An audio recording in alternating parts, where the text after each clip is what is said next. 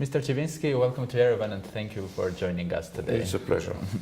So the first question, this year's forum is dedicated to prevention of genocide through education, culture and museums. And as a director of the Auschwitz-Birkenau State Museum, how important is the education through museums for raising the awareness of the crime of genocide, thus preventing its repetition? Let's say, in general, I think that the education is something that is really growing the past, 15, 20 years in all the memorials all around the world. You know, memorials in Europe, for example, were built after the Second World War in the camps, in the, extermination centers.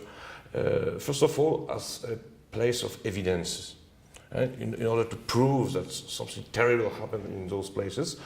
And small by small, the educational role was growing because of the new generation, because of the departure of the survivors. And I think that the educational role of those sites will be certainly the most important in the next future. The question is now to discuss if those educational programs that we developed in Auschwitz or in many other sites like this are enough, let's say, influence on the new generations in order to be counted as prevention. And that I'm not really sure, unfortunately. Yeah. When we look at what's going on in the world, the situation is becoming more and more difficult in many, many places. Ah. In 2015, Armenia led the international efforts to designate December 9 as the International Day of Commemoration and Dignity of the Victims of Genocide. In your opinion, what impact this official tribute will have in terms of awareness raising and prevention? So having the day... Yeah. If you will ask me, maybe in 2000, I will say, yes, we have to go in this, let's say, official, let's say, programs, in this international, let's say, conventions, in those. But now I'm not so sure that it's helped anything. Yeah, last year in Burma, there was a genocide, a real classical genocide according to the definition of Raphael Lemkin and according to the definition of the United Nations. Tens of thousands, we are speaking of maybe 50,000 people were killed. 500,000 or more were running to Bangladesh. How desperate people have to be in order to escape to Bangladesh, one of the poorest countries in the world. No. And what happened? Nothing. So my question is, if really our, let's say, world governance, our United Nations governance, our convention, our official, let's say, language about the genocide is really functioning now. I'm not so sure. Of course, it's a good, let's say, it's a good step that every country at a political level are agree about a minimal, let's say, definition of genocide. Or, however, victims don't need our definitions. We have to think really deeper how to do in order to stop what's going on now in Central Africa and in many other countries where we are sitting, we are discussing, we have diplomats who are discussing in United Nations, but that not help. We don't see real results. Yeah. Yes. Yeah. From the point of view of the victims, it's not a result. It's not an answer to their pain. Unfortunately. As a historian, how would you estimate the role of religion in the context of genocide, both the perpetration and the prevention? The religion, every religions were used more or less by those who were perpetrators. In nearly all, not everyone of the genocide has this religious, let's say, approach. For example, in Rwanda, it was not the most important thing, the religion in this conflict between Hutu and Tutsi.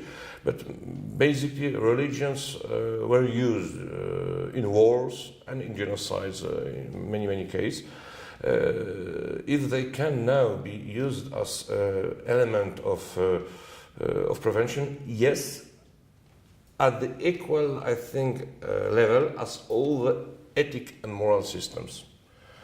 So not at the main religious, let's say, level, but at the ethic level, certainly, because basically the religions, all the religions, are speaking about peace, about love, about hope, about I don't know, friendship between people, about human relations, about relations, you know. But we must find, I think, something more than the faith. We have to find some dialogue that will focus more on the ethical elements present in all the religions. Yes. And how pervasive in genocide in human history it marks not only the victims and their generations, but perpetrators as certainly, well. Certainly. Look, there are so many countries that have so many difficulties to admit that they were perpetrators at the political level or at the social level or at the public level, let's say. They refuse clearly to admit that they have some responsibility in the future. That is a sign of a completely non-mature, let's say, approach. I think that there is a trauma of the victims, but there is also a trauma of the perpetrators that is not enough studied until now. It's a pity because, in fact, if you want to have a real, let's say, peace process or you know, a common recognition from the both sides, you must advance in the perspective of the truth, and not on a level, you know, of yes, we don't want to remember. Sure. It's exaggerated, or even some of them deny clearly the facts. Yes. And my last question, what are the main challenges with nowadays societies face when discussing or marking or research on the topic of the Holocaust? Those main challenges, I think now, is to think how to present this story in an effective way in a world that is going more and more quickly in some directions that are more and more dangerous, with the growing of populism, with the growing of anti-Semitism, racism, all xenophobia, particularism also, you know. After the Second World War, the main, let's say, idea was to create a world more common, you know, with the European Union, for example, in Europe, with some process of discussion between churches, ecumenia, with some United Nations, and now I have the impression that we are going back in a very particular, divided world, and this is something very, very difficult because, in fact, it's